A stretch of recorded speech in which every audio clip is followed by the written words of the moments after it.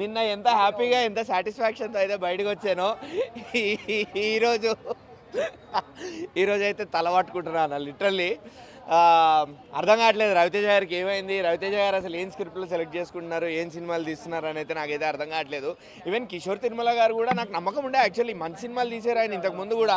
Red బాగుంటుంది, ఉన్నది ఒకటే జిందగీ బాగుంటుంది, నేను శైలజ మంచి సినిమానే. ఏమైందో మరి కిషోర్ తిరుమల గారి ఫాల్టా, రవితేజ గారి ఫాల్టా, స్క్రీన్ ప్లే ఎక్కడ దొబ్బింది నాకేం అర్థం కావట్లేదు. అఫ్కోర్స్ స్టోరీ రొటీన్ స్టోరీయే, పెళ్ళి అయిపోయింది, పెళ్ళి అయిన తర్వాత అఫేర్ అదంతా ఫైన్, పక్కన పెట్టేయండి. ఇలాంటి సినిమాలు చాలా వచ్చాయి.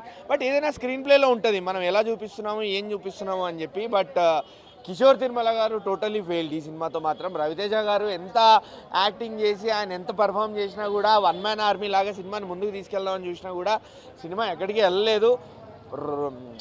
కామెడీ కూడా పండించడానికి ట్రై చేశారు కానీ ఫోర్స్డ్ కామెడీ, అది బలవంతంగా నవ్వుకోవాలి తప్ప జెన్యున్గా ఎక్కడ నవ్వు రాదు.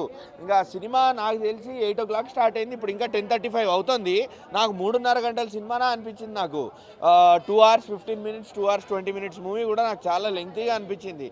అంటే సినిమాలో మనం ఎంత తక్కువ ఇన్వాల్వ్ అయ్యామో మీరు అర్థం చేసుకోండి.